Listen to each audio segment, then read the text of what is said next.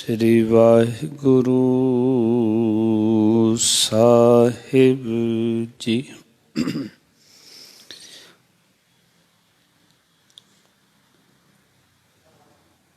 साथ न चाले बिन भजन,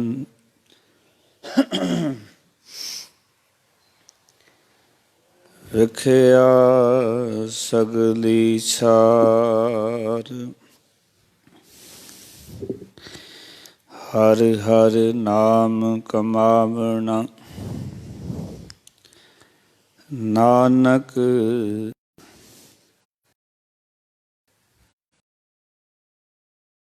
सार।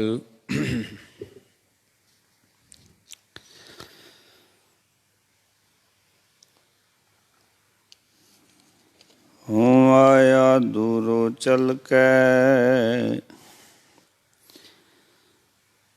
मैं तकी तो शरणाए जियो। मैं आशा रखी चित में,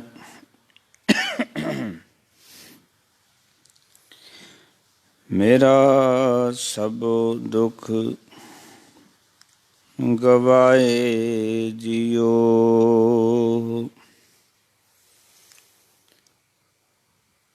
अंतर मैल जे तीरथ नहावें, तिस वैकुंठ न जाना। लोगपति ने कछु न होवै, नाहि राम याना। पूजो राम एक ही देवा, साचा नहावन गुर की।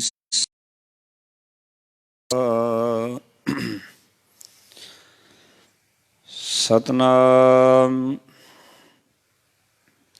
श्री वाहिगुरु साहिब जी। फरीदा पाड़ पटोला तज करी, कमरी पहरियो। फरीदा पाड़ पटोला तज करी, कमलड़ी पहरियो।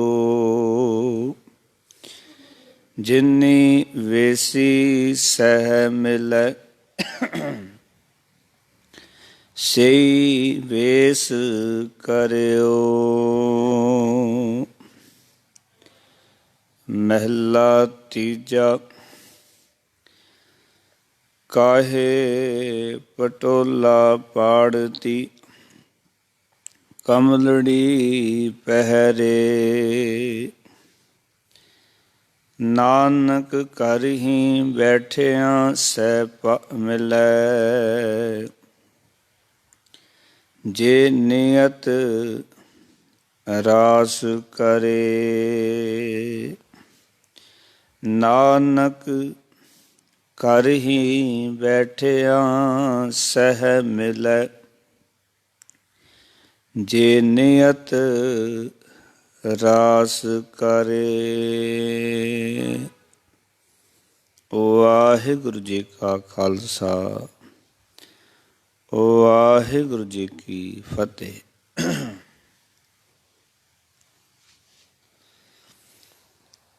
शब्द गुरु वाणी के बोहित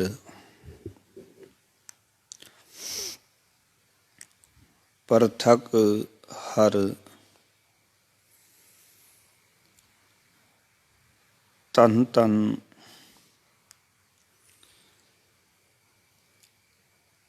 साहिब श्री गुरु ग्रंथ साहब महाराज जी दी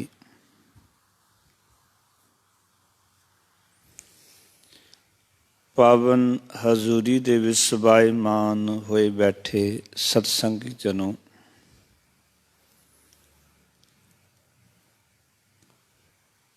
ਸਤਿਗੁਰਾਂ ਨੇ ਕਿਰਪਾ ਕੀਤੀ ਹੈ।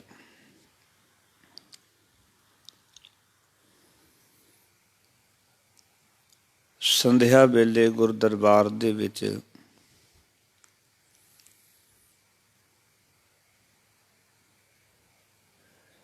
ਸਾਹਿਬਾਂ ਦੀ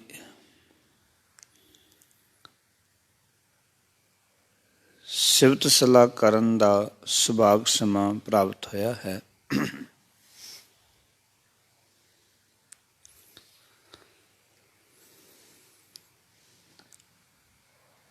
ਲੜੀਵਾਰ ਵਿਚਾਰ ਜੋ ਬਾਬਾ ਫਰੀਦ ਜੀ ਨੇ ਪਾਵਨ ਸ਼ਲੋਕ ਉਚਾਰਨ ਕੀਤੇ ਹਨ,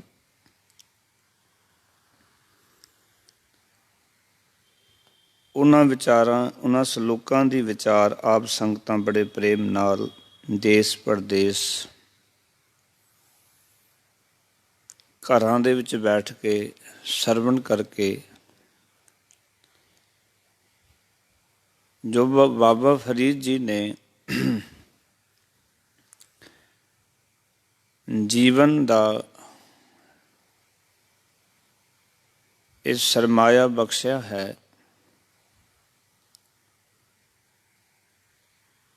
ਉਸ ਦੇ ਨਾਲ ਆਪ ਜੀ ਆਪਣੇ ਮਨ ਨੂੰ ਮਾਲੋ ਮਾਲ ਕਰਨ ਦਾ ਯਤਨ ਕਰ ਰਹੇ ਹੋ। ਹੁਣ ਤੱਕ 102 ਸ਼ਲੋਕਾਂ ਦੀ ਵਿਚਾਰ ਸੰਗਤਾਂ ਦੇ ਨਾਲ ਸਾਂਝੀ ਕੀਤੀ ਹੈ। ਅੱਜ 103 ਨੰਬਰ ਸ਼ਲੋਕ ਦੀ ਵਿਚਾਰ ਆਪ ਸੰਗਤਾਂ ਦੇ ਨਾਲ ਸਾਂਝੀ ਕਰਨੀ ਹੈ, ਜਿਸ ਰਾਹੀਂ ਬਾਬਾ ਫਰੀਦ ਜੀ ਨੇ ਇਹ ਗੱਲ ਆਖੀ ਹੈ ਕਿ ਜੇ ਮੈਨੂੰ ਪ੍ਰਭੂ ਮਿਲ ਜਾਏ ਤਾਂ ਮੈਂ ਰੇਸ਼ਮੀ ਕੱਪੜੇ ਪਾੜ ਕੇ ਉਹਨਾਂ ਨੂੰ ਲੀਰਾ ਲੀਰਾ ਕਰ ਦਿਆਂ ਤੇ ਆਪਣੇ ਤਨ ਨੂੰ ਢੱਕਣ ਵਾਸਤੇ ਮਾੜੀ ਜਿਹੀ ਜਿਹੜੀ ਕੰਬਲੀ ਹੈ ਉਹ ਪਾ ਲਵਾਂ, ਜੇ ਇਸ ਤਰ੍ਹਾਂ ਕਿਤੇ ਪ੍ਰਭੂ ਦੀ ਪ੍ਰਾਪਤੀ ਹੋਵੇ। ਭਾਵੇਂ ਬਾਬਾ ਫਰੀਦ ਕਹਿਣਾ ਇਹ ਚਾਹੁੰਦੇ ਹਨ ਕਿ ਕਿਸੇ ਖਾਸ ਭੇਗ ਦੇ ਨਾਲ ਪ੍ਰਭੂ ਦੀ ਪ੍ਰਾਪਤੀ ਨਹੀਂ ਹੁੰਦੀ, ਪਰ ਅਰਥ ਕਰਨ ਵਾਲੇ ਨੂੰ ਟਪਲਾ ਲੱਗ ਸਕਦਾ ਹੈ, ਭੁਲੇਖਾ ਪੈ ਸਕਦਾ ਹੈ। ਇਸ ਕਰਕੇ ਗੁਰੂ ਅਮਰਦਾਸ ਪਿਤਾ ਮਹਾਰਾਜ ਨੇ ਪਾਵਨ ਸ਼ਲੋਕ ਨਾਲ ਹੀ ਐਡ ਕਰ ਦਿੱਤਾ, ਔਰ ਬਾਬਾ ਫਰੀਦ ਜੀ ਕੀ ਕਹਿਣਾ ਚਾਹੁੰਦੇ ਹਨ ਉਸ ਬਾਬਤ ਉਹਨਾਂ ਨੇ ਸਮਝਾਇਆ। ਆਓ ਦੋਵੇਂ ਸ਼ਲੋਕਾਂ ਨਾਲ ਜੁੜਾਂਗੇ। ਵਿਚਾਰ ਦੀ ਆਰੰਭਤਾ ਤੋਂ ਪਹਿਲਾਂ ਮਨੋਬਿਰਤੀਆਂ ਇਕਾਗਰ ਕਰੋ, ਅਸੀਸਾਂ ਬਖਸ਼ੋ ਤਾਂ ਕਿ ਇਹ ਵਿਚਾਰ ਆਪ ਜੀਆਂ ਤੱਕ ਪਹੁੰਚਾ ਸਕੀਏ। ਸਾਰੀਆਂ ਸੰਗਤਾਂ ਬਹੁਤ ਪਿਆਰ ਬਖਸ਼ਦੀਆਂ ਹਨ, ਸੋ ਜਿੱਥੇ ਆਪ ਜੀ ਪ੍ਰੋਗਰਾਮ ਆਪ ਸਰਵਣ ਕਰਦੇ ਹੋ ਅੱਗੇ ਇਹ ਸ਼ੇਅਰ ਕਰਿਆ ਕਰੋ ਤਾਂ ਕਿ ਹੋਰਨਾਂ ਤੱਕ ਵੀ ਇਹ ਪ੍ਰੋਗਰਾਮ ਪਹੁੰਚੇ। ਔਰ ਜੇ ਆਪ ਜੀ ਦੇ ਸ਼ੇਅਰ ਕਰਨ ਦੇ ਨਾਲ ਕੋਈ ਹੋਰ ਸੰਗਤ ਗੁਰੂ ਕੇ ਸ਼ਬਦ ਨੂੰ ਸੁਣਦੀ ਹੈ ਔਰ ਉਸਦੇ ਜੀਵਨ ਦੇ ਵਿੱਚ ਅਧਿਆਤਮਿਕ ਤੌਰ ਤੋਂ ਕੋਈ ਤਬਦੀਲੀ ਆਉਂਦੀ ਹੈ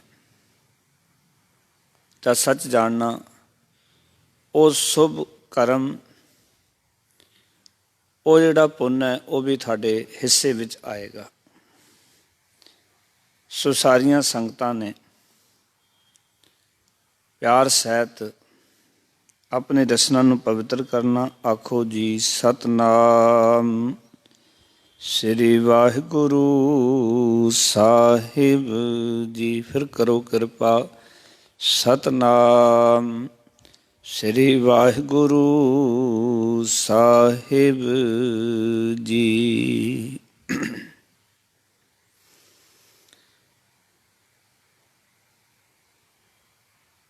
ਜੀਵਨ ਦੇ ਵਿੱਚ ਮਨੁੱਖ ਉੱਦਮ ਕਰ ਰਿਹਾ ਹੈ ਕਿ ਕਿਸੇ ਤਰੀਕੇ ਦੇ ਨਾਲ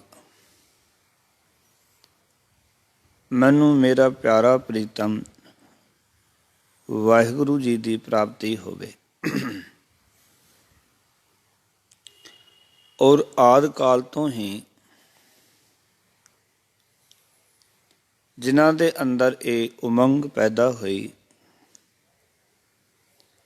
ਕਿ ਪ੍ਰਭੂ ਨੂੰ ਮਿਲਣਾ ਹੈ, ਜਗਤ ਦੇ ਈਸ਼ਵਰ ਨਾਲ ਜੁੜਨਾ ਹੈ, ਤਾਂ ਉਹਨਾਂ ਨੇ ਫਿਰ ਸੰਸਾਰ ਦੇ ਵਿੱਚ ਉਹਨਾਂ ਲੋਕਾਂ ਨੂੰ ਪੁੱਛਿਆ ਜਿਹੜੇ ਉਹਨਾਂ ਨੂੰ ਧਰਮੀ ਲੱਗਦੇ ਸਨ, ਜਾਂ ਜਿਨ੍ਹਾਂ ਨੇ ਕੋਈ ਖਾਸ ਲਿਬਾਸ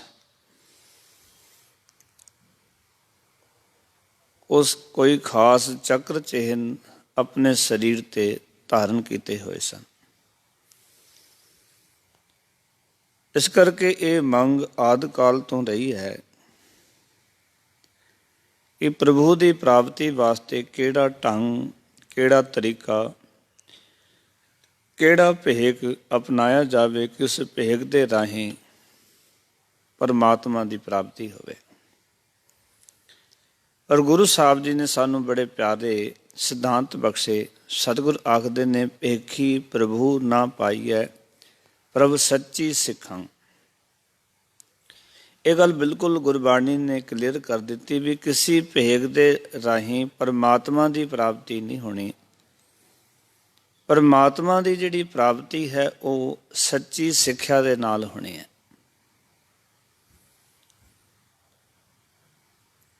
ਕੋਈ ਵੀ ਭੇਖ ਧਾਰਨ ਕਰਨ ਦੇ ਨਾਲ ਉਸ ਰੱਬ ਦੇ ਨਾਲ ਸਾਂਝ ਨਹੀਂ ਬਣਨੀ, ਕਿਉਂਕਿ ਸੰਸਾਰ ਦੇ ਵਿੱਚ ਪਰਮਾਤਮਾ ਦੀ ਪ੍ਰਾਪਤੀ ਵਾਸਤੇ ਲੋਕਾਂ ਨੇ ਵੱਖ-ਵੱਖ ਵੇਸ਼ ਧਾਰਨ ਕੀਤੇ। ਇਸ ਕਰਕੇ ਜਦੋਂ ਅਸੀਂ ਬਾਣੀ ਨੂੰ ਧਿਆਨ ਨਾਲ ਪੜ੍ਹਦੇ ਹਾਂ ਤਾਂ ਗੁਰਬਾਣੀ ਸਾਨੂੰ ਗੱਲ ਆਖਦੀ ਹੈ, ਅੰਤਰ ਮਲ ਨਿਰਮਲ ਨਹੀਂ ਕੀਨਾ ਕਾਏ ਭਇਆ ਸੰਨਿਆਸੀ।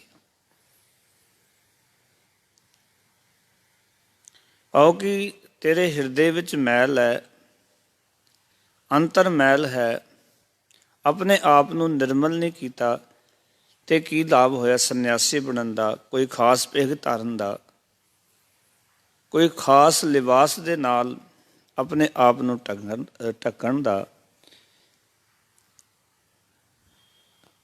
ਪਰ ਆਦਿ ਕਾਲ ਤੋਂ ਮਨੁੱਖ ਲਿਬਾਸ ਤੋਂ ਪ੍ਰਭਾਵਿਤ ਹੋਇਆ ਹੈ, ਕੱਪੜਿਆਂ ਤੋਂ ਪ੍ਰਭਾਵਿਤ। ਇਸ ਕਰਕੇ ਬਹੁਤ ਸਾਰੇ ਲੋਕਾਂ ਨੇ ਆਪਣੇ ਜੀਵਨ ਦੇ ਵਿੱਚੋਂ ਰੇਸ਼ਮੀ ਵਸਤਰ ਜਾਂ ਸੰਸਾਰੀ ਵਸਤਰ ਲਾ ਕੇ ਐਸੇ ਵਸਤਰ ਪਾਏ ਜਿਨ੍ਹਾਂ ਤੋਂ ਲੱਗੇ ਕਿ ਮਨੁੱਖ ਸਾਧੂ ਹੈ, ਸੰਤ ਹੈ, ਮਹਾਤਮਾ ਹੈ, ਕੋਈ ਗਿਆਨੀ ਹੈ।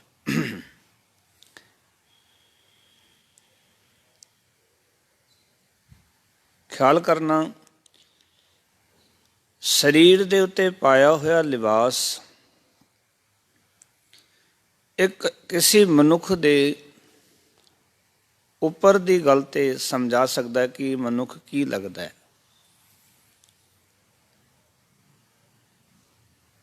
ਪਰ ਉਸ ਭੇਖ ਤੋਂ ਇਹ ਜ਼ਰੂਰੀ ਨਹੀਂ ਕਿ ਅੰਦਰ ਵੀ ਜੋ ਭੇਖ ਪਾਇਆ ਉਸ ਦੇ ਮੁਤਾਬਿਕ ਉਸਦਾ ਜੀਵਨ ਹੋਵੇ। ਇਹ ਗੱਲ ਵੱਖਰੀ ਹੈ ਕਿ ਲਿਬਾਸ ਤੋਂ, ਬਾਹਰ ਦੇ ਭੇਖ ਤੋਂ, ਪਹਿਨਾਵੇ ਤੋਂ ਅਸੀਂ ਬਹੁਤਾਤ ਵਿੱਚ ਮਨੁੱਖ ਨੂੰ ਪਹਿਚਾਣਦੇ ਹਾਂ। ਜਿਸ ਨੇ ਸਿਰ ਤੇ ਬੋਧੀ ਰੱਖੀ ਹੋਵੇ, ਮੱਥੇ ਤੇ ਤਿਲਕ ਲਾਇਆ ਹੋਵੇ, ਧੋਤੀ ਬੰਨੀ ਹੋਵੇ, ਅਸੀਂ ਆਮ ਕਹਿ ਦਿੰਦੇ ਹਾਂ ਇਹ ਕੋਈ ਬ੍ਰਾਹਮਣ ਹੋਏਗਾ। ਕਿਸੇ ਨੇ ਗੇਰਵੇਂ ਕੱਪੜੇ ਪਾਏ ਹੋਣ ਤੇ ਅਸੀਂ ਕਹਿ ਦਿੰਦੇ ਇਹ ਸੰਨਿਆਸੀ ਹੈ। ਕਿਸੇ ਨੇ ਗਲੇ ਵਿੱਚ ਕਰਾਸ ਪਾਇਆ ਹੈ, ਟਾਈ ਬੰਨੀ ਹੈ, ਅਸੀਂ ਕਈ ਵਾਰੀ ਕਹਿ ਦਿੰਦੇ ਕਿ ਈਸਾਈ ਹੋਵੇਗਾ। ਇਸ ਤਰ੍ਹਾਂ ਹੀ ਜਿਸ ਨੇ ਪੱਗ ਬੰਨੀ ਹੈ ਅਤੇ दाढ़ी रखी है, केस रखे ने, ਤਾਂ ਅਸੀਂ ਕਹਿ ਦਿੰਦੇ ਵੀ ਇਹ ਕੋਈ ਸਿੱਖ ਹੋਏਗਾ। ਜਿਹੜੇ ਬਾਹਰ ਦਾ ਲਿਬਾਸ ਹੈ, ਬਾਹਰ ਦਾ ਪਹਿਰਾਵਾ ਹੈ, ਜਾਂ ਬਾਹਰ ਦੀ ਜਿਹੜੀ ਦਿੱਖ ਹੈ, ਇਹ ਸਿਰਫ ਇਤਨਾ ਦੱਸ ਸਕਦੀ ਵੀ ਇਹ ਮਨੁੱਖ ਕਿਸ ਧਰਮ ਦੇ ਨਾਲ, ਕਿਸ ਜਥੇਬੰਦੀ ਦੇ ਨਾਲ ਤਾਲੁਕਾਤ ਰੱਖਦਾ ਹੈ। ਪਰ ਇਹ ਜ਼ਰੂਰੀ ਨਹੀਂ ਜੀਵਨ ਵਿੱਚ ਕਿ ਜੋ ਬਾਹਰੋਂ ਬੰਦਾ ਦਿਖਾਈ ਦੇ ਰਿਹਾ ਹੈ, ਅੰਦਰੋਂ ਵੀ ਉਸੀ ਧਰਮ ਨੂੰ ਮੰਨਣ ਵਾਲਾ, ਜਿਸ ਸਿੱਖਿਆਵਾਂ ਦੇ ਉੱਤੇ ਪੂਰਾ ਉਤਰਨ ਵਾਲਾ ਜਾਂ ਚੱਲਣ ਵਾਲਾ ਹੈ, ਤੇ ਐਸਾ ਲਾਜ਼ਮੀ ਨਹੀਂ ਹੈ। ਔਰ ਬਹੁਤਾਤ ਵਿੱਚ ਐਸਾ ਹੁੰਦਾ ਵੀ ਨਹੀਂ ਹੈ। ਇਸ ਕਰਕੇ ਗੁਰਬਾਣੀ ਨੇ ਇਸ ਗੱਲ ਦੇ ਉੱਤੇ ਬੜਾ ਜ਼ੋਰ ਦਿੱਤਾ ਕਿ ਅਸੀਂ ਜੇ ਪ੍ਰਭੂ ਨੂੰ ਮਿਲਣਾ ਹੈ, ਵਾਹਿਗੁਰੂ ਨੂੰ ਮਿਲਣਾ ਹੈ, ਤੇ ਸਰੀਰ ਤੇ ਕੋਈ ਖਾਸ ਕੱਪੜੇ ਪਾਉਣ ਦੇ ਨਾਲ ਹੀ ਪਰਮਾਤਮਾ ਦੀ ਪ੍ਰਾਪਤੀ ਨਹੀਂ ਹੈ। ਸਗੋਂ ਖਾਸ ਗੁਣ ਜੀਵਨ ਵਿੱਚ ਧਾਰਨ ਕਰਨੇ ਪੈਣੇ ਹਨ, ਤਾਂ ਪਰਮਾਤਮਾ ਦੀ ਪ੍ਰਾਪਤੀ ਹੋਵੇਗੀ। ਤੰਜ ਦੇ ਵਿੱਚ ਆ ਕੇ ਇੱਕ ਤਰਕ ਖੜੀ ਕੀਤੀ ਲੋਕਾਂ ਦੇ ਸਾਹਮਣੇ, ਭਾਵੇਂ ਕਹਿਣ ਦਾ ਮਕਸਦ ਉਹਨਾਂ ਦਾ ਕੋਈ ਖਾਸ ਲਿਬਾਸ ਧਾਰੀਆਂ ਦੇ ਨਾਲ ਨਹੀਂ ਹੈ, ਜਾਂ ਕਿਸੇ ਖਾਸ ਲਿਬਾਸ ਦੀ ਬਾਬਾ ਫਰੀਦ ਜੀ ਤਰਜੇਮਾਨੀ ਨਹੀਂ ਕਰ ਰਹੇ ਵੀ ਇਸ ਲਿਬਾਸ ਨੂੰ ਪਾਓ, ਜਿਸ ਲਿਬਾਸ ਨੂੰ ਪਾਓ ਤਾਂ ਹੀ ਖੁਦਾ ਦੀ ਪ੍ਰਾਪਤੀ ਹੋਵੇਗੀ, ਰੱਬ ਦੀ ਪ੍ਰਾਪਤੀ ਹੋਵੇਗੀ। ਪਰ ਉਹ ਆਖ ਰਹੇ ਨੇ, ਫਰੀਦਾ ਪਾੜ ਪਟੋਲਾ ਤਜ ਕਰੀ, ਕੰਬਲੜੀ ਪਹਿਰਿਓ। ਹੇ ਫਰੀਦ, ਰੇਸ਼ਮ ਦਾ ਕੱਪੜਾ ਪਾੜ ਕੇ ਮੈਂ ਲੀਰਾ ਲੀਰਾ ਕਰ ਰਿਹਾ। ਤਜ ਦਾ ਅਰਥ ਹੈ, ਜਿਵੇਂ ਆਪਾਂ ਕਹਿੰਦੇ ਧੱਜੀਆਂ ਉਡਾ ਦੇਣੀਆਂ, ਇਸ ਤੋਂ ਅੱਖਰ ਬਣਿਆ ਤਜ। ਤਜ ਦਾ ਅਰਥ ਹੈ ਲੀਰਾ ਲੀਰਾ ਕਿਸੇ ਚੀਜ਼ ਨੂੰ ਕਰ ਦੇਣਾ, ਕੱਪੜੇ ਦੀਆਂ ਲੀਰਾ ਬਣਾ ਦੇਣੀਆਂ। ਆਹੋ ਬਾਬਾ ਫਰੀਦ ਜੀ ਕਹਿ ਰਹੇ ਨੇ ਕਿ ਮੈਂ ਰੇਸ਼ਮ ਦਾ ਕੱਪੜਾ ਪਾੜ ਕੇ ਲੀਰਾ ਲੀਰਾ ਕਰਦੇ ਹਾਂ, ਕੰਬਲੜੀ ਪਹਿਰਿਓ, ਤੇ ਉਸਦੀ ਥਾਂ ਤੇ ਮਾੜੀ ਜੀ ਕੰਬਲੀ ਪਾ ਲਵਾਂ।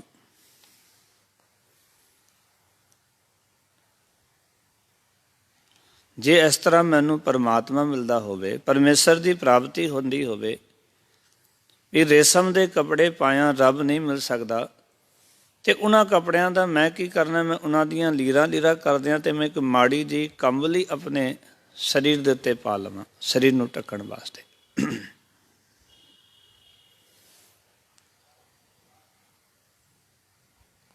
ਪਰ ਬਾਬਾ ਫਰੀਦ ਜੀ ਕਹਿ ਰਹੇ ਨੇ, ਜਿੰਨੀ ਵੇਸੀ ਸਹਿ ਮਿਲੈ, ਆਖਣ ਲੱਗੇ ਮੈਂ ਉਹੀ ਵੇਸ ਕਰ ਲਵਾਂ ਜਿਸ ਵੇਸ ਦੇ ਨਾਲ ਮੇਰਾ ਪਰਮਾਤਮਾ ਮੈਨੂੰ ਮਿਲੇ। ਆਓ ਕਿ ਉਹੀ ਭੇਖ ਧਾਰਨ ਕਰ ਲਵਾਂ, ਉਹੀ ਭੇਸ ਧਾਰਨ ਕਰ ਲਵਾਂ ਜਿਸ ਦੇ ਧਾਰਨ ਕੀਤਿਆਂ ਪ੍ਰਭੂ ਨਾਲ ਸਾਂਝ ਬਣੇ ਤੇ ਗੁਸਤਾਖੀ ਮਾਫ। ਅਜੇ ਤੱਕ ਕੋਈ ਐਸਾ ਖਾਸ ਭੇਖ ਨਹੀਂ ਬਣਿਆ ਇਸ ਨੂੰ ਧਾਰਨ ਕਰਕੇ ਪਰਮਾਤਮਾ ਮਿਲਦਾ ਹੋਵੇ, ਨਹੀਂ ਬਣਿਆ। ਇਹ ਗੱਲ ਵੱਖਰੀ ਹੈ ਕਿ ਧਰਮ ਦੀ ਦੁਨੀਆ ਵਿੱਚ ਹਰ ਮਨੁੱਖ ਨੇ ਆਪਣਾ ਕੋਈ ਨਾ ਕੋਈ ਲਿਬਾਸ, ਕੋਈ ਨਾ ਕੋਈ ਭੇਖ ਧਾਰਨ ਕੀਤਾ ਹੈ।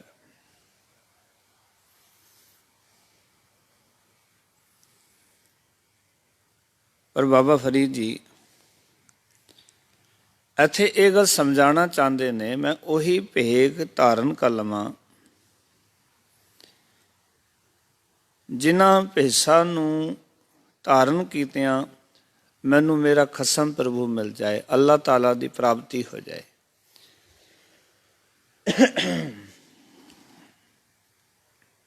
ਆਓ ਕਿ ਰੱਬ ਦੀ ਪ੍ਰਾਪਤੀ ਵਾਸਤੇ ਬਾਬਾ ਫਰੀਦ ਜੀ ਇੱਥੇ ਸਮਝਾਉਣਾ ਚਾਹੁੰਦੇ ਨੇ, ਮੈਂ ਕੋਈ ਵੀ ਭੇਖ ਧਾਰਨ ਕਰਨ ਵਾਸਤੇ ਤਿਆਰ ਹਾਂ।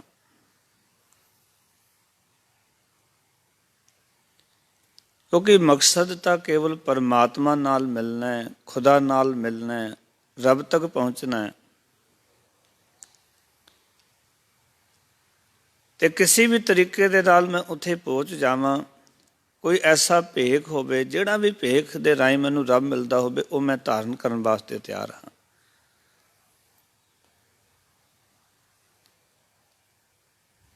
ਬਾਬਾ ਫਰੀਦ ਜੀ ਦਾ ਕਹਿਣ ਦਾ ਮਕਸਦ ਇਹੀ ਹੈ ਇੱਥੇ ਕਿ ਕਿਸੇ ਖਾਸ ਭੇਗ ਤੋਂ ਪਰਮਾਤਮਾ ਦੀ ਪ੍ਰਾਪਤੀ ਨਹੀਂ ਹੁੰਦੀ, ਰੱਬ ਦੇ ਨਾਲ ਸਾਂਝ ਨਹੀਂ ਬਣ ਸਕਦੀ।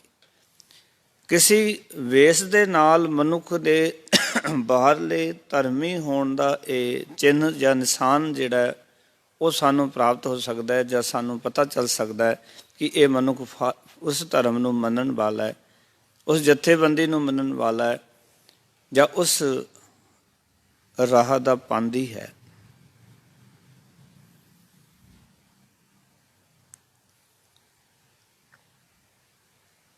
ਇਸ ਕਰਕੇ ਬਾਬਾ ਫਰੀਦ ਜੀ ਇੱਥੇ ਸਮਝਾਉਣਾ ਚਾਹੁੰਦੇ ਨੇ ਕਿ ਉਹ ਮੇਰਾ ਜਿਹੜਾ ਪ੍ਰਭੂ ਹੈ, ਉਹ ਮੇਰਾ ਜਿਹੜਾ ਪਿਆਰਾ ਹੈ, ਉਹ ਕਿਸੇ ਖਾਸ ਭੇਗ ਤੋਂ ਪ੍ਰਾਪਤ ਨਹੀਂ ਹੁੰਦਾ। ਪਰ ਇਹ ਗੱਲ ਇੱਥੇ ਕਲੀਅਰ ਨਹੀਂ ਸੀ ਹੋ ਰਹੀ। ਲੱਗ ਰਿਹਾ ਸੀ ਕਿ ਬਾਬਾ ਫਰੀਦ ਜੀ ਕਿਸੇ ਖਾਸ ਲਿਬਾਸ ਦੀ ਤਰਜਮਾਨੀ ਕਰ ਰਹੇ ਹਨ, ਖਾਸ ਲਿਬਾਸ ਵਾਲੇ ਇਸ਼ਾਰਾ ਕਰ ਰਹੇ ਹਨ, ਪਰ ਐਸੀ ਗੱਲ ਨਹੀਂ ਹੈ।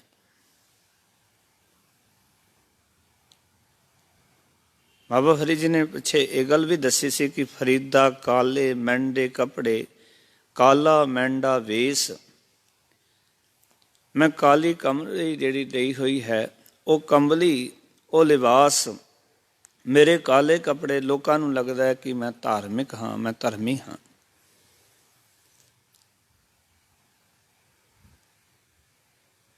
ਕਿਉਂਕਿ ਲੋਕ ਕੱਪੜਿਆਂ ਨਾਲ ਹੀ ਅੰਦਾਜ਼ਾ ਲਾਉਂਦੇ ਨੇ। ਪਰ ਗੁਰਮਤਿ ਨੇ ਇਹ ਗਵਾਚਿਆ ਹੋਇਆ ਹੀਰਾ ਸਾਡੇ ਸਾਹਮਣੇ ਰੱਖਿਆ। ਸੰਸਾਰੀ ਕੱਪੜਿਆਂ ਦੇ ਵਿੱਚ ਵੀ ਖੁਦਾ ਦੀ ਪ੍ਰਾਪਤੀ ਹੋ ਸਕਦੀ ਹੈ। ਆਓ ਕਿ ਧਾਰਮਿਕ ਕੱਪੜਿਆਂ ਤੋਂ ਲੋਕਾਂ ਨੂੰ ਖਾਸ ਕਰਕੇ ਭੁਲੇਖਾ ਇਹ ਪੈਂਦਾ ਕਿ ਇਹ ਮਨੁੱਖ ਧਰਮੀ ਹੈ, ਸਾਡੇ ਵਰਗਾ ਨਹੀਂ, ਇਸਨੇ ਖਾਸ ਲਿਬਾਸ ਪਾਇਆ, ਇਹ ਸਾਧੂ ਹੈ, ਸੰਤ ਹੈ, ਇਹ ਕੱਪੜਿਆਂ ਤੋਂ ਬ੍ਰਹਮ ਗਿਆਨੀ ਜਾਪਦਾ ਹੈ। ਪਰ ਬਾਬਾ ਫਰੀਦ ਜੀ ਆਖਦੇ ਨੇ, ਫਰੀਦਾ ਕਾਲੇ ਮਹਿੰਡੇ ਕੱਪੜੇ, ਕਾਲਾ ਮਹਿੰਡਾ ਵੇਸ, ਗੁਣ ਹੀ ਭਰਿਆ ਮੈਂ ਫਿਰਾਂ, ਲੋਕ ਕਹਿ ਦਰਵੇਸ਼। ਗੁਣਾਂ ਦੇ ਨਾਲ ਮੈਂ ਭਰਿਆ ਹੋਇਆ, ਪਰ ਲੋਕ ਮੈਨੂੰ ਕੱਪੜਿਆਂ ਨੂੰ ਦੇਖ ਕੇ ਦਰਵੇਸ਼ ਕਹਿੰਦੇ ਨੇ।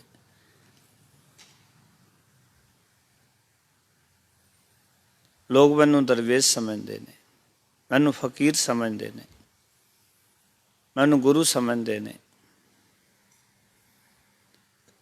ਪਰ ਸੱਚਾਈ ਹੈ, ਬਾਬਾ ਫਰੀਦ ਜੀ ਕਹਿੰਦੇ ਨੇ, ਮੈਂ ਅੰਦਰੋਂ ਔਗਣਾਂ ਦੇ ਨਾਲ, ਵਿਕਾਰਾਂ ਦੇ ਨਾਲ ਭਰਿਆ ਹੋਇਆ ਹਾਂ ਕਿ ਲੋਕਾਂ ਨੂੰ ਇੱਕ ਮੇਰੇ ਭੇਗ ਨੂੰ ਵੇਖ ਕੇ ਭੁਲੇਖਾ ਲੱਗਿਆ ਕਿ ਮੈਂ ਧਰਮੀ ਹਾਂ।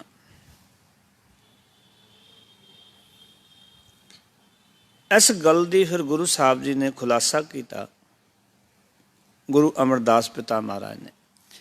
ਬਾਬਾ ਫਰੀਦ ਜੀ ਗੱਲ ਬਿਲਕੁਲ ਠੀਕ ਆਖ ਰਹੇ ਨੇ ਵੀ ਕੋਈ ਵੀ ਖਾਸ ਭੇਗ ਦੇ ਨਾਲ ਜੇ ਰੱਬ ਮਿਲਦਾ ਹੋਵੇ ਤੇ ਮੈਂ ਉਹ ਵੇਸ ਧਾਰਨ ਕਰ ਲਵਾਂ, ਉਹ ਭੇਗ ਧਾਰਨ ਕਰ ਲਵਾਂ, ਪਰ ਕਿਸੇ ਭੇਗ ਦੇ ਵਿੱਚ ਪਰਮਾਤਮਾ ਮਿਲਦਾ ਨਹੀਂ। ਭੇਖੀ ਪ੍ਰਭੂ ਨਾ ਪਾਈਐ, ਪ੍ਰਭ ਸੱਚੀ ਸਿੱਖਾਂ। ਕਿਸੇ ਭੇਗ ਤੋਂ ਵੀ ਰੱਬ ਨਹੀਂ ਮਿਲਦਾ, ਰੱਬ ਸੱਚੀ ਸਿੱਖਿਆ ਤੋਂ ਮਿਲਦਾ, ਸੱਚੇ ਉਪਦੇਸ਼ ਤੋਂ ਮਿਲਦਾ, ਸੱਚੇ ਗਿਆਨ ਤੋਂ ਮਿਲਦਾ।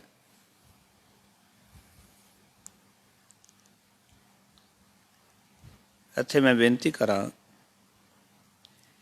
ਕਿ ਮੈਂ ਕੋਈ ਧਾਰਮਿਕ ਲਿਬਾਸ ਪਾ ਲਵਾਂ, ਪਰ ਉਸ ਧਰਮ ਦਾ ਮੈਂ ਧਾਰਨੀ ਨਾ ਹੋਵਾਂ, ਲੋਕਾਂ ਨੂੰ ਭੁਲੇਖਾ ਰਹੇਗਾ ਵੀ ਇਹ ਧਾਰਮਿਕ ਮਨੁੱਖ ਹੈ। ਪਰ ਮੈਂ ਉਸ ਪੰਥ ਦੇ ਉੱਤੇ, ਉਸ ਰਾਹ ਦੇ ਉੱਤੇ ਤੁਰ ਨਹੀਂ ਰਿਹਾ, ਉਸ ਦਾ ਪੰਥ ਹੀ ਨਹੀਂ ਹਾਂ। ਔਰ ਕਈ ਵਾਰੀ ਤਾਂ ਐਸਾ ਵੀ ਦੇਖਣ ਨੂੰ ਮਿਲਦਾ ਸਮਾਜ ਦੇ ਅੰਦਰ, ਲੋਕ ਕਈ ਵਾਰੀ ਧਰਮ ਦੀਆਂ ਗੱਲਾਂ ਕਰਦੇ ਨੇ, ਧਰਮ ਬਾਰੇ ਬੜਾ ਕੁਝ ਪੁੱਛਦੇ ਨੇ, ਪਰ ਭਾਈ ਗੁਰਦਾਸ ਜੀ ਦੇ ਬਚਨ ਚੇਤੇ ਆ ਜਾਂਦੇ ਨੇ। ਕਹਿੰਦੇ, ਪੁੱਛਤ ਪਥਿਕ ਤੇ ਮਾਰਗ ਨਾ ਧਰੈ ਭਗ ਪ੍ਰੀਤਮ।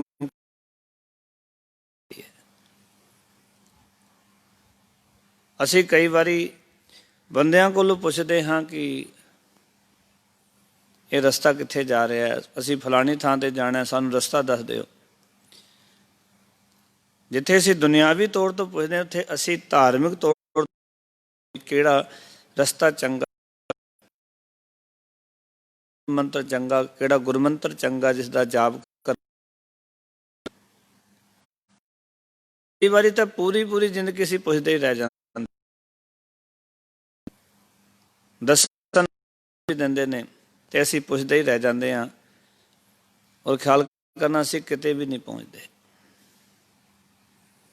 पूछत पथिक ते मार पग प्रीतम का देश कैसे बात न सजाई है। पूछत है वैद, बंदा वैद पुछदा भी वैद किहड़ा चंगा है। पूछत है वैद खाद ओखद न संजम से, कैसे मिटे रोग सुख सेजा बुलाई है। भी किस तरह रोग मिटे, किस तरह मनुख नूं आराम मिले।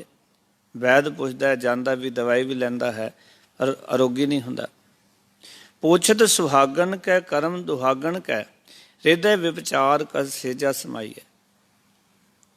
भी पुछदी सुहागना कोलों है, पर हिरदे दे विच दुहागन वाले काम ने। हिरदे विच विचार है, किस तरह वो पति दी सेजा ते पहुंचे। इस तरह ही भाई गुरदास जी चौथी पंक्ति विच कहंदे ने, गाए सुनै आखै मिचै पाईऐ ना परम। कोई गांदा है, सुनता है, अखां बंद करके भी बहंदा है, परम पद भी नहीं हासिल होनी। गाए सुनै आखै मिचै पाईऐ ना परम पद, जो लो गुर उपदेश ग्रह हिरदे ना वसाईऐ। जिहदे तन च गुरु का उपदेश लैके हिरदे च नहीं वसांदा, उन्ना चिर तू गाएगा पर तैनूं परम पद भी हासिल नहीं होनी, परमात्मा की प्राप्ति, परमार्थ नहीं मिलना।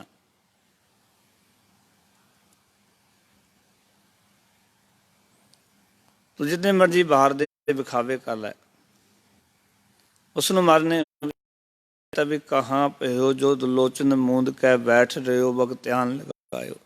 नाथ फिरियो लिए सात समुद्रन लोक गयो, पर लोक गवायो वास कियो। विख्यान सो बैठ के ऐसे ही ऐसे सो वैस बितायो। ये भेग की तो गल चल रही है सारी।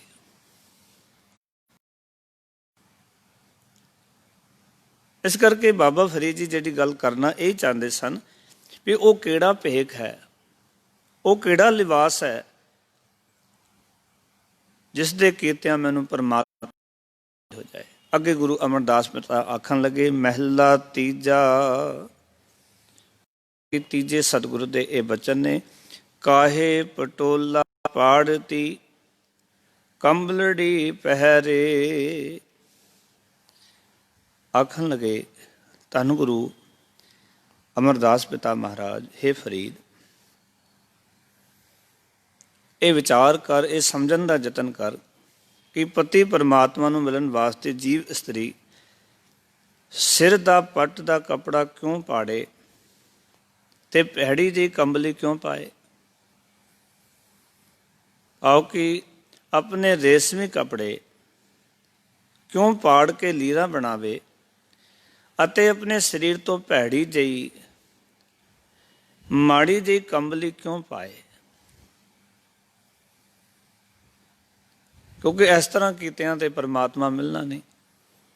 ये चंगे वस्त्र छड़ के और माड़े वस्त्र पा लीए, भैड़ी जी कंबली पा लीए तो शायद उसके नाल परमात्मा मिल जाए।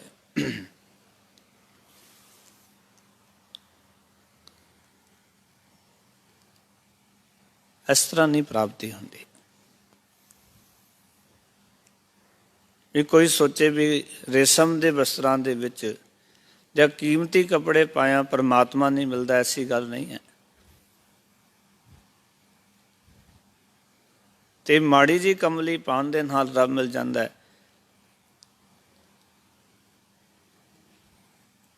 ये किमें हो सकता है। रब ने ना अपनी कुदरत नूं बड़ा सुंदर बनाया, कादर करीम ने उसदी कुदरत नूं ध्यान नाल तकांगे ना ते चारे पासे खूबसूरती है। ते परमात्मा क्यों चाहेगा कोई पाटे हुए कपड़े पावे। परमात्मा क्यों चाहेगा कि कोई माड़ा वस्त्र अपने तन ते धारण करे।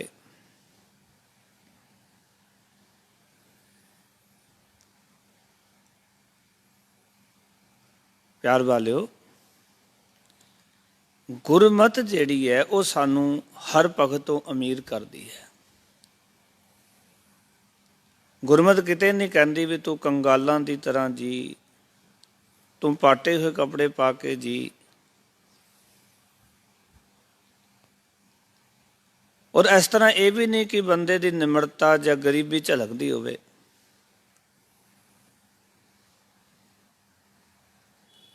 ਇਸ ਕਰਕੇ ਗੁਰੂ ਅਮਰਦਾਸ ਪਿਤਾ ਮਹਾਰਾਜ ਆਖ ਰਹੇ ਨੇ ਕਿ ਪਤੀ ਪਰਮਾਤਮਾ ਨੂੰ ਮਿਲਣ ਵਾਸਤੇ ਜੀਵ ਇਸਤਰੀ ਸਿਰ ਦਾ ਪੱਟ, ਸਿਰ ਦਾ ਕੱਪੜਾ ਪਾੜ ਕਿਉਂ ਪਾੜੇ ਤੇ ਕਿਉਂ ਭੈੜੀ ਜਿਹੀ ਕੰਬਲੀ ਕਿਉਂ ਪਾਏ ਆਪਣੇ ਤਨ ਦੇ ਉੱਤੇ। ਇਸ ਤਰ੍ਹਾਂ ਪਰਮਾਤਮਾ ਨਹੀਂ ਮਿਲਦਾ ਫਰੀਦ ਜੀ। ਰੱਬ ਦੇ ਨਾਲ ਸਾਂਝ ਨਹੀਂ ਬਣਦੀ।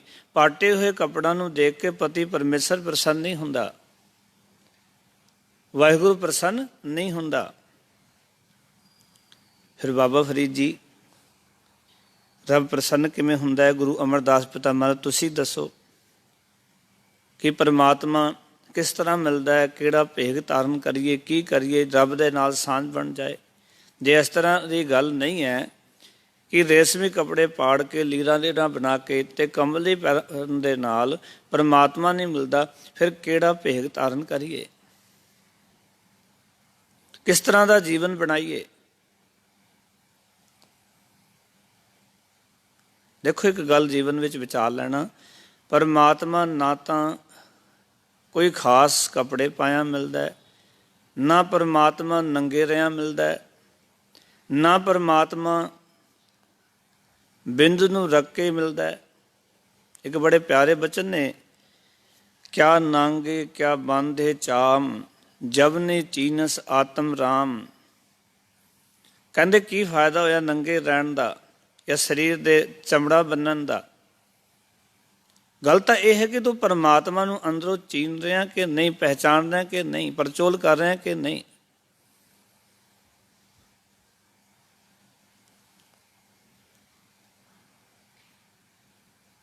ਦੇਖੋ ਨਾ ਤੁਸੀਂ ਵੀ ਜੇ ਨੰਗੇ ਰਿਆਂ ਪਰਮਾਤਮਾ ਮਿਲੇ ਤਾਂ ਫਿਰ ਜੰਗਲ ਦਾ ਮਿਰਗ ਹਿਰਨ ਤਾਂ ਉਹ ਵੀ ਤਾਂ ਨੰਗਾ ਹੀ ਰਹਿੰਦਾ, ਉਹਨੂੰ ਰੱਬ ਮਿਲ ਜਾਣਾ ਚਾਹੀਦਾ।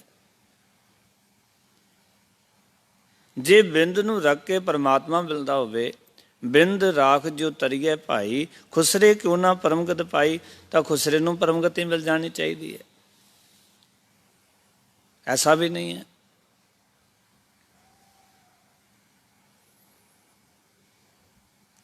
ਇਸ ਕਰਕੇ ਨਾ ਤਾਂ ਨੰਗੇ ਰਿਆਂ ਪਰਮਾਤਮਾ ਮਿਲਦਾ ਹੈ, ਨਾ ਕੋਈ ਖਾਸ ਲਿਬਾਸ ਪਾਇਆ ਪਰਮਾਤਮਾ ਮਿਲਦਾ ਹੈ, ਨਾ ਹੀ ਇਸ ਤਰ੍ਹਾਂ ਦਾ ਗੱਲ ਹੈ ਕਿ ਬੰਦਾ ਕਹਿੰਦਾ ਵੀ ਮੈਂ ਤਾਂ ਵਿਆਹ ਹੀ ਨਹੀਂ ਕਰਾਇਆ ਵੀ ਇਸ ਤਰ੍ਹਾਂ ਰੱਬ ਮਿਲ ਜਾਏ। ਇਸ ਤਰ੍ਹਾਂ ਵੀ ਰੱਬ ਨਹੀਂ ਮਿਲਦਾ। ਕਿਉਂਕਿ ਇਹ ਜਿਤਨੇ ਵੀ ਤਰੀਕੇ ਸਨ, ਗੁਰੂ ਸਾਹਿਬ ਜੀ ਇੱਥੇ ਉਹਨਾਂ ਤਰੀਕਾਂ 'ਤੇ ਸੱਟ ਮਾਰ ਕੇ ਕਹਿਣਾ ਚਾਹੁੰਦੇ ਨੇ ਕਿ ਨਾ ਕੱਪੜੇ ਛੱਡਿਆ, ਨਾ ਕੋਈ ਖਾਸ ਲਿਬਾਸ ਪਾਇਆ, ਜਾਂ ਰੇਸ਼ਮੀ ਪੱਟ ਛੱਡ ਕੇ ਕੋਈ ਭੈੜੀ ਜਿਹੀ ਕੰਬਲੀ ਜਿਹੜੀ ਹੈ ਉਸ ਨੂੰ ਲਿਆ ਪਰਮਾਤਮਾ ਦੀ ਪ੍ਰਾਪਤੀ ਹੁੰਦੀ। ਸਗੋਂ ਪਰਮਾਤਮਾ ਦੀ ਪ੍ਰਾਪਤੀ ਦਾ ਇੱਕ ਸਾਧਨ ਦੱਸ ਰਹੇ ਨੇ। ਕਹਿਣ ਲੱਗੇ ਨਾਨਕ ਘਰ ਹੀ ਬੈਠਿਆਂ ਸਹਿ ਮਿਲੈ। ਹੇ ਨਾਨਕ, ਘਰ ਵਿੱਚ ਬੈਠਿਆਂ ਹੀ ਖਸਮ ਪਰਮਾਤਮਾ ਮਿਲ ਪੈਂਦਾ ਹੈ। ਘਰ ਵਿੱਚ ਹੀ ਬੈਠਿਆਂ ਮਿਲ ਜਾਂਦਾ। ਕਿਵੇਂ? ਕਹਿੰਦੇ ਜੇ ਨੀਅਤ ਰਾਸ ਕਰੇ। ਆਖਣ ਲੱਗੇ ਖਸਮ ਪਤੀ ਪਰਮਾਤਮਾ ਮਿਲ ਜਾਂਦਾ ਹੈ ਜੇ ਜੀਵ ਇਸਤਰੀ ਆਪਣੀ ਨੀਅਤ ਸਾਫ਼ ਕਰ ਲਏ, ਜੇ ਆਪਣੇ ਮਨ ਨੂੰ ਪਵਿੱਤਰ ਕਰ ਲਏ ਤੇ ਘਰ ਦੇ ਵਿੱਚ ਬੈਠਿਆਂ ਰੇਸ਼ਮੀ ਵਸਤਰਾਂ ਵਿੱਚ ਹੀ ਰਿਹਾ ਪਰਮਾਤਮਾ ਦੀ ਪ੍ਰਾਪਤੀ ਹੋ ਜਾਂਦੀ ਹੈ। ਅਸਲ ਦੇ ਵਿੱਚ ਗੱਲ ਤਾਂ ਹੈ ਨੀਅਤ ਸਾਫ਼ ਕਰਨ ਦੀ, ਗੱਲ ਤਾਂ ਹੈ ਮਨ ਨੂੰ ਪਵਿੱਤਰ ਕਰਨ ਦੀ।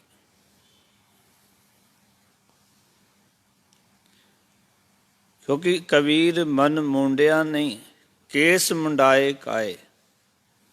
ਵੀ ਬੰਦੇ ਨੇ ਆਪਣੇ ਮਨ ਨੂੰ ਜਿਹੜਾ ਹੈ ਉਹ ਗਲਤ ਪਾਸਿਓਂ ਹਟਾਇਆ ਨਹੀਂ ਤੇ ਕਹਿੰਦੇ ਮੈਂ ਕੇਸ ਮੁੰਡਾ ਕੇ ਮੈਂ ਤਾਂ ਗੰਜਾ ਹੋ ਗਿਆ। ਤੇ ਇਸ ਤਰ੍ਹਾਂ ਵੀ ਪਰਮਾਤਮਾ ਦੀ ਪ੍ਰਾਪਤੀ ਨਹੀਂ ਹੁੰਦੀ।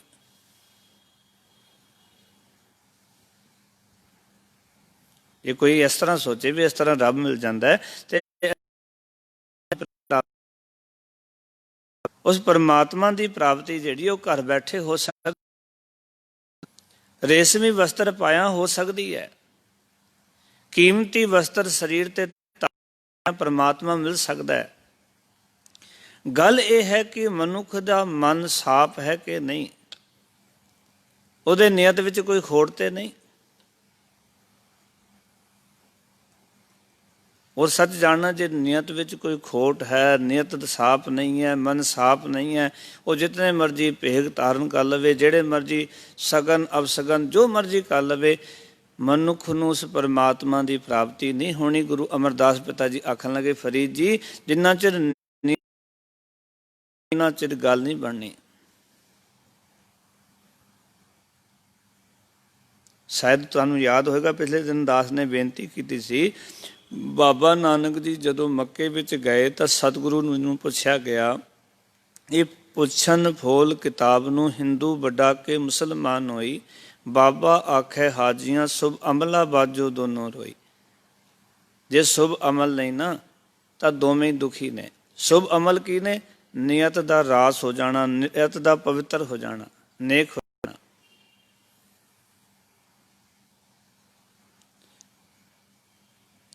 ਅਸਲ ਦੇ ਵਿੱਚ ਕਾਇਆ ਮਾਂਜਸ ਕਾਹੇ ਗੁਣਾ, ਸਰੀਰ ਨੂੰ ਧੋਣ ਦੇ ਨਾਲ ਵੀ ਗੱਲ ਨਹੀਂ ਬਣਨੀ, ਮਨ ਧੋਣਾ ਪੈਣਾ।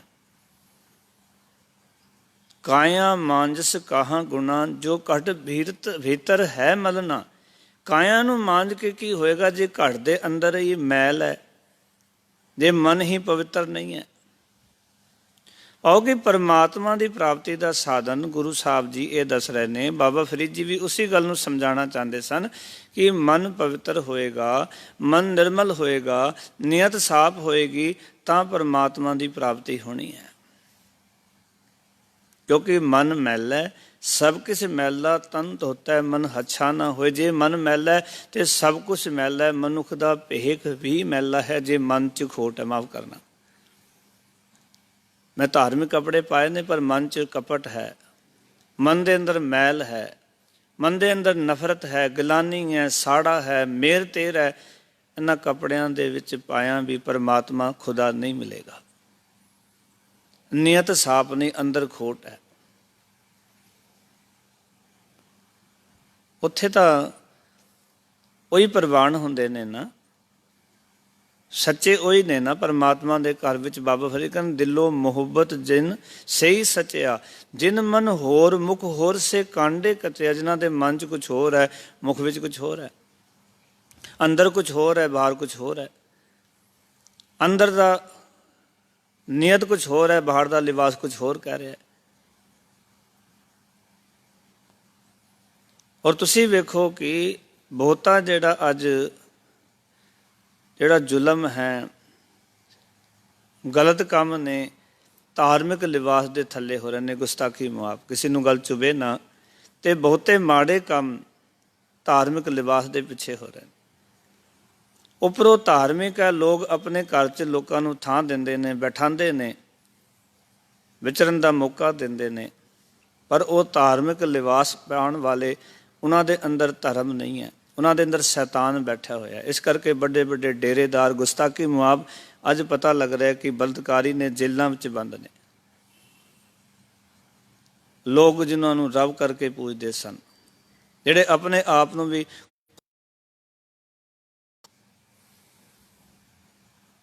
ਪਰ ਪਤਾ ਚੱਲਿਆ ਕਿ ਭੇਗ ਦੇ ਥੱਲੇ ਸਾਰਾ ਹੀ ਵਿਕਾਰ ਚੱਲ ਰਿਹਾ ਸੀ।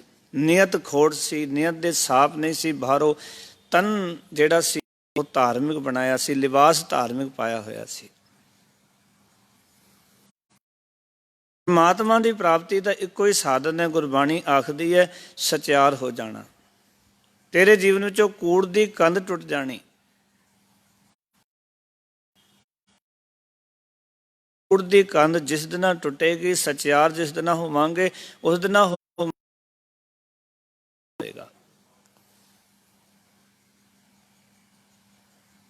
ਜੇ ਮਨ ਸੱਚਾ ਨਹੀਂ ਨਾ ਤੇ ਪਰਮਾਤਮਾ ਦੀ ਪ੍ਰਾਪਤੀ ਨਹੀਂ।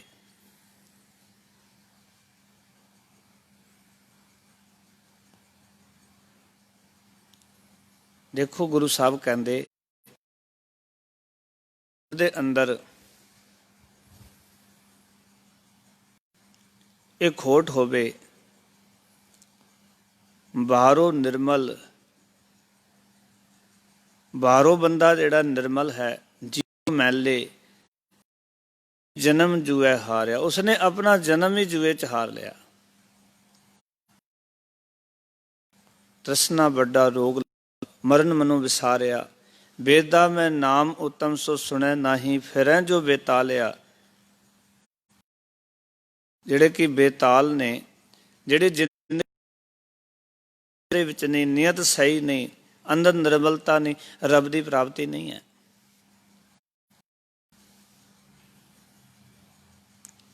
ਜਿਨ੍ਹਾਂ ਦੇ ਅੰਦਰ ਖੋਟ ਹੈ।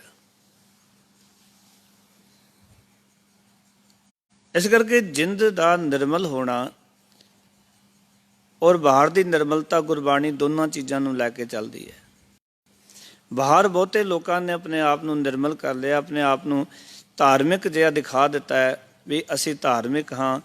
ਬਾਹਰ ਦੇ ਵਸਤਰਾਂ ਤੋਂ ਲੋਕਾਂ ਨੂੰ ਲੱਗਣ ਲੱਗ ਪਿਆ ਵੀ ਇਹ ਬੰਦਾ ਧਾਰਮਿਕ ਹੈ, ਪਰ ਅੰਦਰ ਧਰਮ ਨਹੀਂ ਹੈ, ਅੰਦਰ ਨੀਅਤ ਸਾਫ਼ ਨਹੀਂ ਹੈ। ਅਜੇ ਐਸੀ ਖੇਡ ਬਣੀ ਨਹੀਂ ਹੈ ਕਿ ਕਹਿ ਸਕੀਏ ਮਨ ਮੰਦਰ ਤਨ ਵੇਸ ਕਲੰਦਰ, ਘਟ ਸ਼ਬਦ ਮੇਰੇ ਪ੍ਰਾਣ ਵਸਤ ਹੈ, ਬਹੁੜ ਜਨਮ ਨਾ ਆਵਾਂ।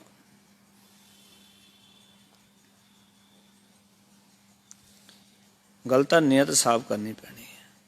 ਦੇਖੋ ਗੁਰੂ ਸਾਹਿਬ ਜੀ ਨੇ ਜਦੋਂ ਉਦਾਸੀ ਦੇ ਦੌਰਾਨ, ਪਹਿਲੀ ਉਦਾਸੀ ਦੇ ਦੌਰਾਨ ਗੁਰੂ ਸਾਹਿਬ ਜੀ ਜਗਨਨਾਥਪੁਰੀ ਤੋਂ ਅੱਗੇ ਤੁਰੇ ਨੇ ਤੇ ਪਾਲੀਪੁਰ, ਉੱਥੇ ਜੋਗੀਆਂ ਦਾ ਮੱਠ ਸੀ। ਉਹਨਾਂ ਜੋਗੀਆਂ, ਪਾਲੀਪੁਰ ਦੇ ਵਿੱਚ ਜਿਹੜਾ ਜੋਗੀਆਂ ਦਾ ਮੱਠ ਸੀ, ਉਸਦਾ ਮੁੱਖ ਪੁਜਾਰੀ ਗੁਰੂ ਸਾਹਿਬ ਜੀ ਕੋਲ ਆਇਆ।